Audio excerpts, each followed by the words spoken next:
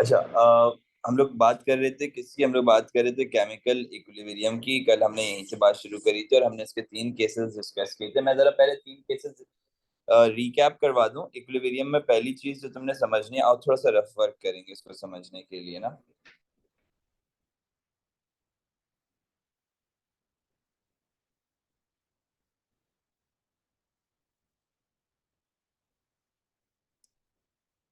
सुनिएगा जरा गौर से, मैं कल वाला पार्ट की रिव्यू करवा रहा हूँ। सबसे पहली चीज कि कुछ रिएक्शंस होते हैं जिनको हम लोग रिवर्सिबल रिएक्शन कहते हैं। रिवर्सिबल रिएक्शन में क्या होता है आपके पास? अगर रिएक्टेंट के लिए हम कहें कि reactant can be converted into product, तो प्रोडक्ट जो है वो वापस रिवर्ट बैक कर सकता है, बैकवर्ड डायरेक्शन में जा सकता है, बैक इनटू द रिएक्टेंट। ठीक है जी। पहली चीज, एक रिवर्सिबल रिएक्शन वो है जिसमें रिएक्टेंट प्रोडक्ट में और प्रोडक्ट वापस से रिएक्टेंट में कन्वर्ट हो सकता है। दूसरी चीज क्या आती है इसके अंदर कि जब आप रिवर्सिबल रिएक्शन की बात करते हैं तो ली चैटलियर ने तीन चीजें गिनवाई हमें। उसने बोला प्रेशर इनका इक्विलिब्रियम डिस्टर्ब करेगा, इसने बोला टेम्परेचर का इंक्रीज या डिक्रीज करना इनका इक्विलिब्रियम डिस्टर्ब करेगा, और उसने तीसरी चीज बोली कि कंसंट्रेशन किसी भी चीज की बढ़ाना या कम करना इनका इक्विलिब्रियम डिस्टर्ब करेगा। अगर इक्विलिब्रियम डिस्टर्ब होगा तो इक्विलिब्रियम डिस्टर्ब होने की वजह से रिएक्टेंट या प्रोडक्ट की अपनी एक्चुअल कंसंट्रेशन में कमी या ज्यादती नजर आएगी, एंड दैट कमी और ज्यादती will be causing what?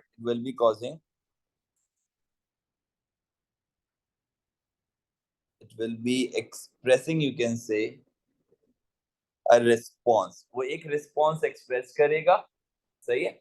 और उस रिस्पॉन्स में इक्विलिब्रियम को शिफ्ट किया जाएगा to reverse back the condition, to reverse back the effect. अच्छा, अब बड़ी सिंपल सी बात है। प्रेशर की बात समझना जरा। पहले प्रेशर में क्या होता है कि अगर आपके पास प्रेशर की इम्प्लीमेंटेशन देखी जाए, pressure is only applicable on gases. अगर किसी रिएक्शन में गैसेस के अलावा अगर कुछ मौजूद भी है तो आप उसके नंबर ऑफ मोल्स काउंट नहीं करोगे। प्रेशर सिर्फ इम्प्लीमेंट किया जाएगा गैसेस में। This is far most the first thing that you need to understand. Second thing is कि अगर आप प्रेशर इंक्रीज करते हैं, देखो प्रेशर इंक्रीज करने से ना वॉल्यूम कम होता है, ये बात जहन में रखना। प्रेशर इंक्रीज करने से क्या होता है? वॉल्यूम कम होता है। तो अगर आप प्रेशर इंक्रीज करते हो आपके पास वॉल्यूम कम होता है, इसका मतलब ये कि ये फेवर करेगा less number of less number of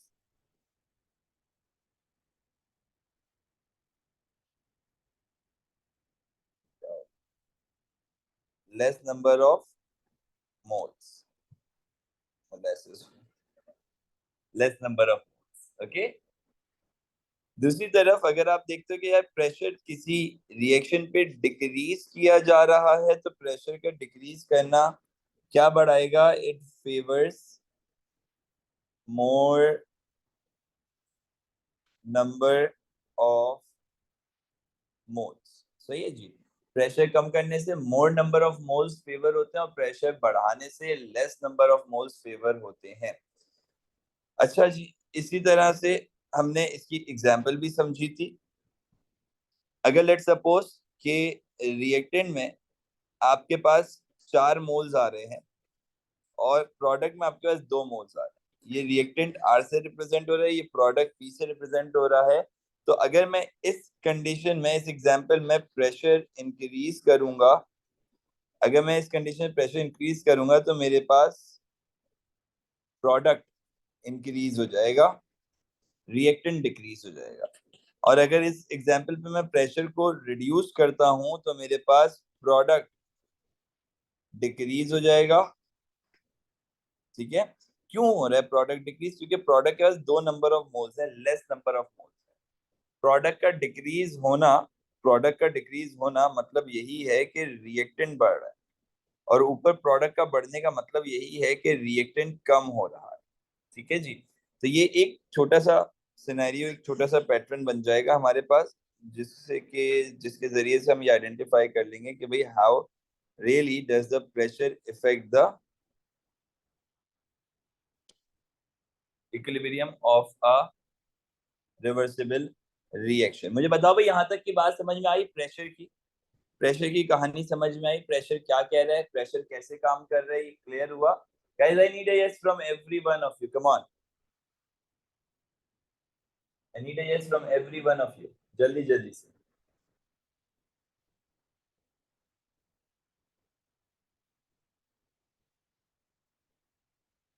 अच्छा जी, दूसरी चीज आती है आपके पास टेम्परेचर। टेम्परेचर को समझाने से पहले एक बात बताता हूँ। अगर रिएक्टेंट अगर रिएक्टेंट कन्वर्ट हो रहा है मेरा बच्चा किसमें, प्रोडक्ट में, जरा फॉलो करना। अगर रिएक्टेंट कन्वर्ट हो रहा है प्रोडक्ट में और ये रिएक्शन एक एक्सोथर्मिक रिएक्शन है, ठीक है, तो इसका रिवर्सिबल रिएक्शन एक एंडोथर्मिक रिएक्शन होगा। अगर रिएक्टेंट को प्रोडक्ट में कन्वर्ट करते हैं और वो एक एक्सोथर्मिक रिएक्शन है, तो प्रोडक्ट को वापस से रिएक्टेंट में कन्वर्ट करना एक एक एंडोथर्मिक रिएक्शन होगा। हर एक्सोथर्मिक रिएक्शन का रिवर्स एंडोथर्मिक रिएक्शन होता है। हर एक्सोथर्मिक रिएक्शन का रिवर्स एंडोथर्मिक रिएक्शन होता है, एंड वाइस वर्सा। अगर अगर ऊपर वाला एंडोथर्मिक होता, मिसाल ले लो अब इस चीज की, भाई रिएक्टेंट है आपके पास, ऊपर वाला एंडोथर्मिक होता है रिएक्शन, यानी कि फॉरवर्ड डायरेक्शन में अगर एंडोथर्मिक होता, यानी कि रिएक्टेंट को जब प्रोडक्ट में कन्वर्ट कर रहे थे अगर तब एंडोथर्मिक होता, तो प्रोडक्ट को वापस रिएक्टेंट में कन्वर्ट करने में ये रिएक्शन एक्सोथर्मिक हो जाता। ठीक है जी, कैसे हो जाता?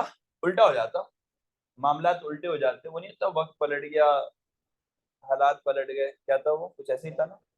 तो रिएक्टेंट को प्रोडक्ट में कन्वर्ट करने में जो हो रहा है उसके अंदर वापस रिवर्स जाने में बिल्कुल सब कुछ उल्टा हो जाएगा। ये जो पैटर्न आपके पास बनेगा, भाई फॉलो करना, ये जो पैटर्न आपके पास बनेगा ये एक तरीके कार है। ये बात तो क्लियर होनी ही चाहिए तुम्हें। दूसरी बात जो तुम्हें क्लियर होनी चाहिए ना, कि अगर आप टेम्परेचर बढ़ाते हो तो ये चीज फेवर करती है, ये चीज क्या करती है, ये चीज फेवर करती है, टेम्परेचर का बढ़ाना फेवर करता है एंडोथर्मिक रिएक्शन को। क्यों करता है एंडोथर्मिक रिएक्शन को? भाई एंडो कह रहा है हीट एब्सॉर्ब करनी है, और तुम बाहर से कह रहे हो कि मैं हीट बढ़ा रहा हूं। अगर तुम बाहर से हीट बढ़ा रहे हो और एक ऐसा रिएक्शन हो रहा है जिसने हीट एब्सॉर्ब करनी है, तो ऑब्वियसली बात है वो फेवर होगा ना। अगर इसका रिवर्स कर दें, यानी कि टेम्परेचर को रिड्यूस कर दें, तो क्या होगा? ये फेवर किसे करेगा? एंडो को करेगा? नहीं, ये फेवर करेगा एक्सोथर्मिक रिएक्शन को। यस बेटा, क्लियर हो रही है भाई यहाँ तक की बात, कि टेम्परेचर का बढ़ाना फेवर्स एंडोथर्मिक रिएक्शन, टेम्परेचर का कम करना फेवर्स एक्सोथर्मिक रिएक्शन। एक एंडोथर्मिक रिएक्शन को फेवर कर रहा है, दूसरा एक्सोथर्मिक रिएक्शन को फेवर कर रहा है। अब इसके साथ अगर टेम्परेचर पे बात होगी, अब सुनना जरा गौर से, अब अगर इसके साथ टेम्परेचर पे बात होगी तो हम यही कहेंगे कि जब भी कभी आपने टेम्परेचर बढ़ाया उसने एंडोथर्मिक रिएक्शन को फेवर किया। भाई अगर लेट सपोज मैं एग्जांपल ले रहा हूं दोबारा से, फिर एक रिएक्शन की मैं कह रहा हूं कि सी, छोड़ो बल्कि ये सब नहीं लिखते, डायरेक्ट लिखते, एक रिएक्टेंट है which is being converted into product, और वो प्रोडक्ट है which is being converted into reactant. ठीक है जी, तो एक अगर आपके पास ये एक्सोथर्मिक रिएक्शन है, नीचे वाला आपके पास ऑब्वियसली एंडोथर्मिक होगा। इस रिएक्शन में तुम अगर टेम्परेचर बढ़ाओगे, अगर तुम इस रिएक्शन में टेम्परेचर बढ़ाओगे तो तुम्हारे पास रिएक्टेंट की कंसंट्रेशन बढ़ जाएगी, रिएक्टेंट विल बी इंक्रीज।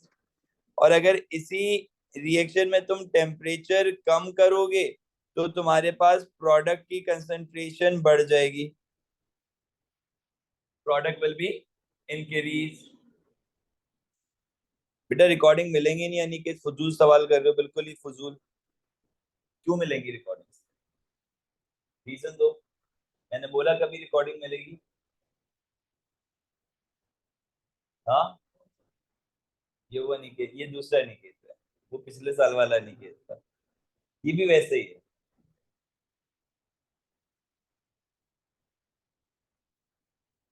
ये बेचारा बहुत बहुत अच्छी, अ, जैसे वो लोग थे ना पुराने, अनिकेत और कैलेश थे दोनों, बहुत इज्जत करते थे, ये भी ऐसे ही।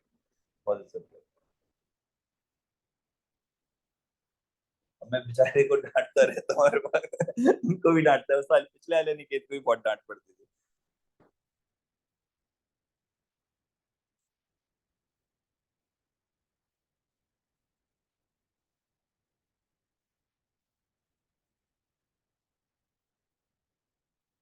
तो टेम्परेचर इंक्रीज करने से एक्सोथर्मिक रिएक्शन नहीं होता, cause heat is release to the surrounding. Yes, सही कह रहे हो बेटा।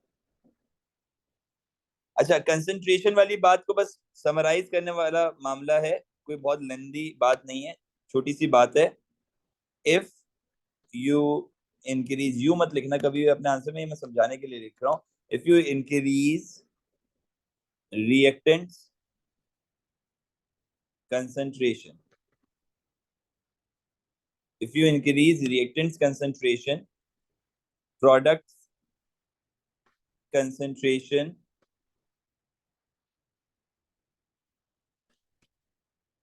will be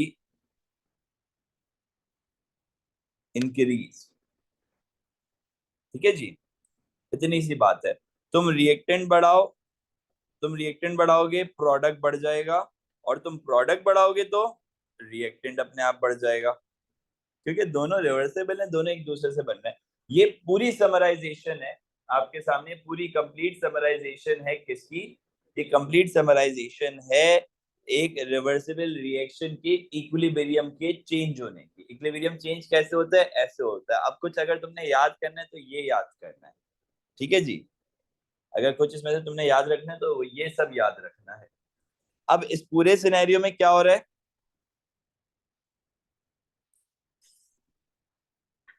भाई? इस पूरे सिनेरियो में अब क्या हो रहा है, अब समझो जरा। अब आपके पास दो प्रोसेसेस आएंगे, एक आता है आपके पास हेबर्स प्रोसेस का, और दूसरा आएगा आपके पास कॉन्टैक्ट प्रोसेस। क्योंकि ये दोनों प्रोसेसेस में रिवर्सिबल रिएक्शन होते हैं ना, तो हमें देखना है कि हम कौन सी कंडीशन पे काम कर सकते हैं। क्योंकि कभी कभार हम कहते हैं टेम्परेचर बढ़ा दो, सही है, तो ज्यादा प्रोडक्ट मिल रहा है, लेकिन उसके दूसरे कॉन्सिक्वेंसेस, उसके साइड इफेक्ट्स भी तो होंगे, वो भी तो देखने पड़ेंगे। कभी कभार हम बोलते हैं प्रेशर कम कर दो या प्रेशर बढ़ा दो तो उससे हमें फायदा होगा। अब वो कम करोगे या बढ़ाओगे तो उससे फायदा जो तुम्हें प्रोडक्ट की सूरत में मिल रहा है, लेकिन उसके कॉन्सिक्वेंसेस भी तो अलग अलग साथ में आ रहे होंगे। जैसे हो सकता है कि यार रेट अलग इफेक्ट हो रहा हो, या हो सकता है कि उसकी कॉस्ट ज्यादा पड़ रही हो।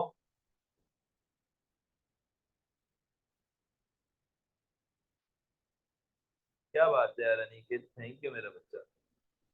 अब सुनो भाई जरा, ये कॉपी नहीं करो, क्या नाम है अपना, मानूर बेटा, इसका स्क्रीनशॉट ले लो। ये कॉपी नहीं करो, इसका स्क्रीनशॉट ले लो, ये पूरी समरी है इस टॉपिक की। चले भाई आगे चलेंगे, हेबर्स प्रोसेस और कॉन्टैक्ट प्रोसेस की बात करेंगे। अब जो आपके पास अब जो आपके पास प्रोसेस आ रहा है हेबर्स प्रोसेस, पहले मैं जरा वही एक्सटेंसिव मेथड समझा दूं, और फिर बिल्कुल एक छोटी सी समराइजेशन में दोनों को कंप्लीट कर दूंगा, ठीक है। जरा यहां से स्टार्ट करेंगे। हेबर्स प्रोसेस, हेबर्स प्रोसेस ये है टोटल तुम्हारी स्क्रीन पर। हेबर्स प्रोसेस क्या कहता है समझना जरा। कह रहा है हेबर्स प्रोसेस क्या है? अमोनिया बनाने का प्रोसेस। सर ये इतना इंपॉर्टेंट क्या भाई? ये इसलिए इंपॉर्टेंट है क्योंकि इसका रिएक्शन जो है ना वो रिवर्सिबल रिएक्शन है। पहले वजह समझो क्यों पढ़ रहे हैं, इसलिए पढ़ रहे हैं क्योंकि ये देखो ना डबल एरो आ रहा है, डबल एरो आ रहा है, रिवर्सिबल रिएक्शन, सिर्फ इसके डबल एरो की ऐसे हम ये पूरा प्रोसेस पढ़ रहे हैं। अच्छा, तो अमोनिया बनाना भी बहुत कीमती काम है। हाँ, अमोनिया बनाना बहुत कीमती काम है क्योंकि इसमें बहुत इंडस्ट्रियल ग्रोथ है। हमारे यहाँ तो पाकिस्तान में इसकी इंडस्ट्री बहुत ही जबरदस्त तरीके से काम करती है, क्योंकि ये फर्टिलाइजर्स बनाते हैं, क्लीनिंग एजेंट्स बनाते हैं, एक्सप्लोजिव्स बनाते हैं, नाइट्रिक एसिड इनसे बनता है। ये मैंने कहाँ से पढ़ा? ये मैंने यहाँ से पढ़ा। पहले मैंने आपको बताया कि हेबर्स प्रोसेस है क्या, अमोनिया बनाने का प्रोसेस। फिर मैंने बताया अमोनिया से क्या करेंगे, अमोनिया से ये सब करेंगे, यूजेस ऑफ अमोनिया नीचे लिखे हुए हैं। अब आओ उस बात पे जिस पे सवाल होगा, सही है। अब आते हैं उस बात पे जिस पे सवाल होगा। पहला बेसिक रेयरली पूछा जाने वाला सवाल, फिर कॉमनली पूछा जाने वाला सवाल। रेयरली क्या पूछेंगे? रेयरली आपसे पूछेंगे ये दो चीजें कि क्या क्या चाहिए। तुम बोलोगे नाइट्रोजन हाइड्रोजन चाहिए, और 450 डिग्री सेल्सियस का टेम्परेचर चाहिए, 200 एटमॉस्फेरिक प्रेशर चाहिए, और कैटलिस्ट में आयरन चाहिए। ये चार चीजें, पांच चीजें, ये याद कर लो। मैं हाईलाइट कर रहा हूँ, नाइट्रोजन चाहिए, और ये भी पता होना चाहिए नाइट्रोजन कहाँ से मिलेगी, नाइट्रोजन एयर से मिलेगी। दूसरा तुम्हें पता होना चाहिए हाइड्रोजन चाहिए। हाइड्रोजन कहाँ से मिलेगा? क्रैकिंग से भी मिलता है, स्टीम से भी मिलता है, सही है। फिर तुम्हें पता होना चाहिए टेम्परेचर कितना चाहिए, 450 डिग्री। याद करो इसे, 450 डिग्री सेल्सियस टेम्परेचर चाहिए है। यस बेटा, तैयबा मौजूद है नोट्स में, मार्क कर लो और याद कर लो, सही है। प्रेशर कितना है? 200 degree, sorry 200 atmospheric pressure. Book कौन सी है भाई? बुक 4 है ना? हाँ बेटा, ये तैयबा बुक 4 के अंदर है हमारी। पेज नंबर बताना जरा। पेज नंबर 97 है गाइस, पेज 97। अच्छा भाई, बुक 4 पेज 97, दोबारा से, हेबर्स प्रोसेस क्या बनाता है? मेरे पीछे पीछे बातों को रिपीट करते हो, सवालों के जवाब देते हो, तुम्हें याद हो जाएगा। हेबर्स प्रोसेस क्या बनाता है? हेबर्स प्रोसेस अमोनिया बनाता है। हेबर्स प्रोसेस क्या बनाता है? हेबर्स प्रोसेस अमोनिया बनाता है। रिपीट कर जाएंगे, सब लोग रिपीट करेंगे, घर में बैठ के रिपीट करो इसको, सही है। अच्छा जी, हेबर्स प्रोसेस के लिए क्या क्या चाहिए? हेबर्स प्रोसेस के लिए नाइट्रोजन चाहिए, हाइड्रोजन चाहिए, 450 डिग्री सेल्सियस का टेम्परेचर चाहिए, 200 एटमॉस्फेरिक प्रेशर चाहिए, और कैटलिस्ट में आयरन चाहिए। 5 चीजें गिननी है, 5 उंगलियों पे गिन लो जल्दी से। हेबर्स प्रोसेस के लिए क्या क्या चाहिए? सुनो और से, हेबर्स प्रोसेस के लिए नाइट्रोजन चाहिए, हाइड्रोजन चाहिए, 450 डिग्री सेल्सियस।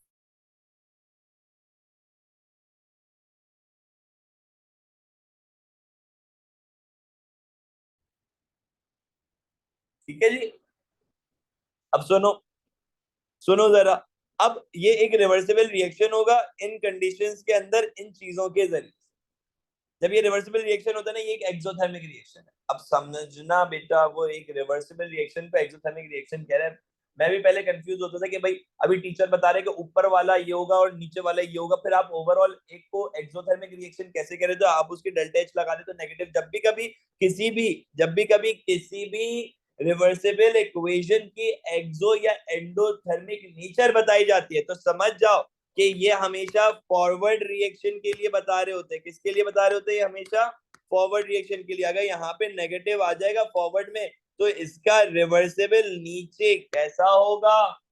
पॉजिटिव होगा। आप लोग सब फॉलो कर रहे हैं? कैसा होगा?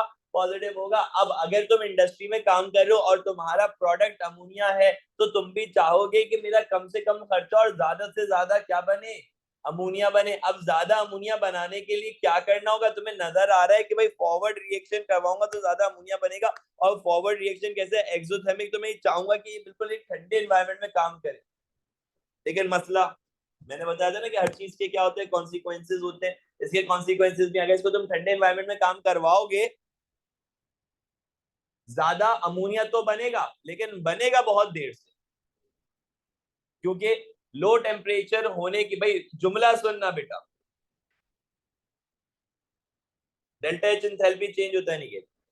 जुमला सुनना। अब जरा इस जुमले पे गौर करना, बहुत मुतवज्जो होके, बहुत तवज्जो चाहिए, सही है। बहुत तवज्जो के साथ इस जुमला सुनना है आपने। क्या कह रहा हूं मैं कि सही है, माना फॉरवर्ड रिएक्शन एक एक्सोथर्मिक रिएक्शन है।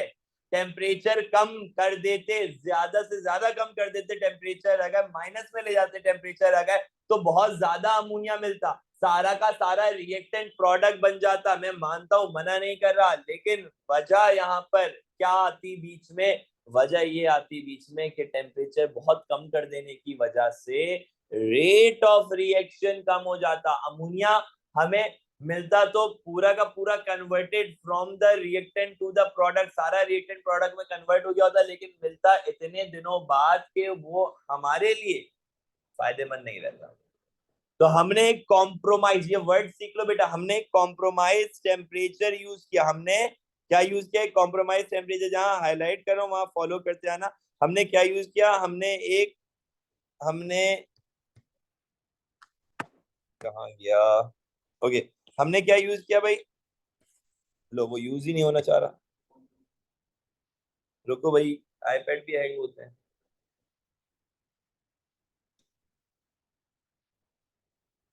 यार बहुत पढ़ा लिया हूं मैं। छुट्टी दे दो अब।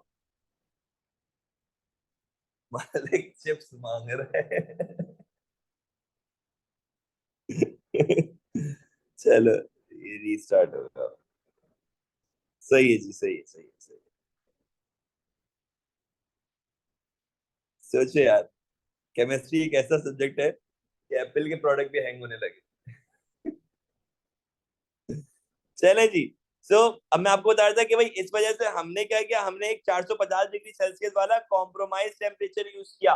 चाहते तो 200 पे कर लेते, चाहते तो 100 पे कर लेते, चाहते तो -50 पे कर लेते, लेकिन मसला क्या है,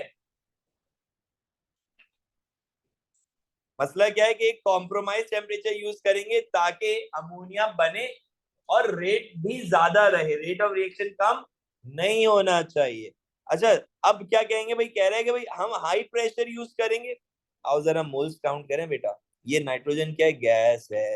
हाइड्रोजन क्या है, गैस है। और अमोनिया क्या है, गैस है। ये 1 मोल, ये 3 मोल, 1 + 3 4 मोल्स, रिएक्टेंट में 4 मोल्स और प्रोडक्ट में 2 मोल्स। तो सुना था कि अगर प्रेशर बढ़ाएंगे, क्या सुना था कि अगर प्रेशर बढ़ाएंगे तो कम नंबर ऑफ मोल्स वाली चीज फेवर होगी। तो कम नंबर ऑफ मोल्स वाली चीज में क्या है, कम नंबर ऑफ मोल्स वाली चीज के अंदर आपके पास प्रोडक्ट है अमोनिया, यही तो चाहिए, तो प्रेशर कम करो। प्रेशर क्या करो, कम करो। फिर वही मसला आ रहा है, प्रेशर सॉरी प्रेशर बढ़ाओ, सॉरी माय बैड, प्रेशर क्या करो, प्रेशर बढ़ाओ, हाई प्रेशर यूज करो। लेकिन फिर वही मसला आ रहा है कि उसके कॉन्सिक्वेंसेस, भाई आप प्रेशर बढ़ाओगे, जितना बढ़ाओगे उतना पैसा खर्च करना पड़ेगा, उतनी हैवी मशीनरीज चाहिए होंगी, उतने ज्यादा जो है ना आपको प्रोडक्शन कॉस्ट लग जाएगी, इतना फायदा भी नहीं होगा, नुकसान ज्यादा हो जाएगा। तो आप एक कॉम्प्रोमाइज प्रेशर यूज करते हो, क्या यूज करते हो आप एक कॉम्प्रोमाइज प्रेशर यूज करते हो ऑफ 200 एटमॉस्फेरिक प्रेशर। आप एक कॉम्प्रोमाइज प्रेशर यूज करोगे ऑफ 200 एटमॉस्फेरिक प्रेशर, आप एक कॉम्प्रोमाइज टेम्परेचर यूज करोगे ऑफ 450 टू 500 डिग्री सेल्सियस का। और ये है आपके पास हेबर्स प्रोसेस। भाई 5 वो बातें और 2 ये बात, ये सबसे ज्यादा पूछी जाने वाली बात है जो मैंने अभी इस वक्त हाईलाइट करी है। क्लियर है तो जरा जल्दी से यार मेंशन कर दो एक दफा गाइस, जस्ट मेंशन है यस इफ इट्स क्लियर,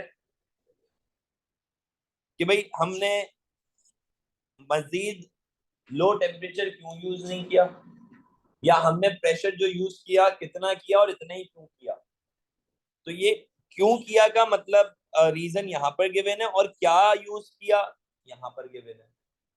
क्या यूज किया और क्यों यूज किया ये पूछो। चलो जी, all right, we are good to go. The next part is contact process.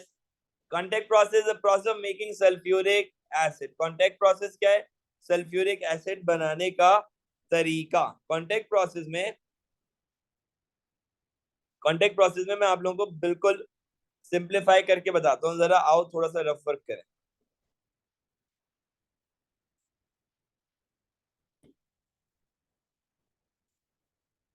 Sulphur plus oxygen will form sulphur dioxide. Step number 1। Step number 2 कहता है सल्फर डाइऑक्साइड उठाओ वहां से, मजीद ऑक्सीजन ऐड कर दो, सल्फर ट्राइऑक्साइड। अब ये जो मजीद ऑक्सीजन ऐड कर रहे हो ना, ये रिएक्शन वन वे नहीं है, ये रिएक्शन है एक रिवर्सिबल रिएक्शन, और इसको बैलेंस भी करना पड़ेगा, तुम्हारे सामने है ना। तो इधर भी 2 लगा देंगे और इधर भी 2 लगा देंगे, आई गेस ये बैलेंस हो गया, ऐसे ही है। चेक करो भाई बैलेंस है। ऑनलाइन वाले बच्चों चेक करो जरा, बताओ मुझे बैलेंस है।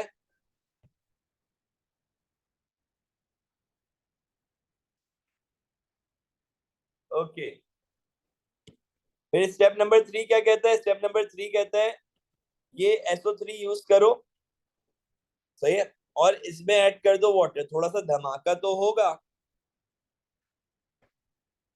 क्या बन जाएगा, H2SO4। यही तो चाहिए था। ये आपके पास है स्टेप्स ऑफ, ये आपके पास है स्टेप्स ऑफ कॉन्टैक्ट प्रोसेस। क्या है ये, steps of contact process. Sulphur plus oxygen sulphur dioxide, sulphur dioxide में मजीद ऑक्सीजन सल्फर ट्राइऑक्साइड, इसके ऊपर सारी कहानी होगी, सारा सवाल इस रिएक्शन पर आएगा। सल्फर ट्राइऑक्साइड को वाटर से रिएक्ट करवाया सल्फ्यूरिक एसिड। हानिया which is not balanced.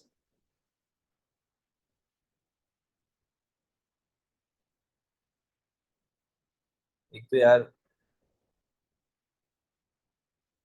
Memes ज्यादा देख देख के ना।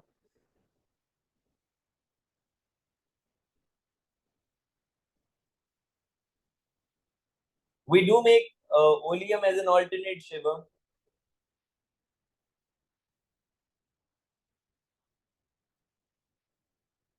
सब बता रहा हूँ, अभी कैटलिस्ट भी बता रहा हूँ। वर्कशॉप यार, वर्कशॉप अभी तक जो डिसाइड हुआ है, we are finalising the venue. Dates जो है they are in between 20th to 24th of April, इसके बीच में होगी। एंड मुझे मल्टीपल डेज की वर्कशॉप करनी है। एक दिन की वर्कशॉप का फायदा नहीं हो रहा, कवर अप नहीं हो रहा। नहीं नहीं नहीं, फिजिकल होगी, सिर्फ फिजिकल। और मुझे 3 डेज की एटलीस्ट वर्कशॉप चाहिए होगी, इन डेज के अंदर ही अंदर कुछ लाइनअप करेंगे। और 4 आवर्स पर डे चाहिए होगा, 4 to 5 आवर्स पर डे चाहिए होगा, 4 आवर्स मिनिमम एटलीस्ट। सही है, और 3 दिन चाहिए होगा, यानी कि टोटल 12 आवर्स हैं वर्कशॉप के, जिसमें मैं आप लोगों को पेपर 2 और एटीपी करवाऊंगा पहले। फिर पेपर 1 की वर्कशॉप, पेपर्स के बीच में जो गैप आएगा उसमें करवाऊंगा। तो 2 दिन वहां चाहिए होंगे, तो टोटल 5 दिन की वर्कशॉप है। 3 दिन अभी और 2 दिन बाद। और उसके अंदर मैं आप लोगों को पूरी केमिस्ट्री के सारे इंपॉर्टेंट सवाल करवा दूँ। वही समझ लें गैस पेपर है, वही हमारा मॉक पेपर है, वही हमारे इंपॉर्टेंट है, वही सब कुछ होगा। जो उन दिनों में हम लोग सवाल करेंगे, सिर्फ सवाल नहीं करवा रहा हूँ, हर सवाल का कॉन्सेप्ट भी दूंगा। तो एक कॉन्सेप्ट दे के सवाल करवा दूंगा। वेन्यू बस यार देख रहे हैं कुछ लोग, मतलब वेन्यू तो आसमानों से बातें कर रहे हैं। पहले तो 40-50 हजार रुपए का किराया लग जाता था पर डे, अब तो लाखों से कम बात ही नहीं हो रही है। हाँ, पर डे। हाँ, अब देखो, अब लाइन अप करेंगे। यार अफ्तारी तो तुम लोग करवाओगे ना मुझे, मैंने तुम लोगों के लिए ईदी का बंदोबस्त कर रखा है, तो मैं पूरा वो मैं रिवाइज करवा रहा हूँ। मैं पूरा जो है तुम्हें रिवाइज करवा रहा हूँ। पूरा सिलेबस रिवाइज। अब बताओ यार, तुम ईमानदारी से बताओ, कोई करवाएगा? ईमानदारी से बताओ, कोई करवाएगा? कोई एक बता दो जिसको पूरा सिलेबस रिवाइज करवाओ शुरू से आखिर तक ऐसे बिठा के।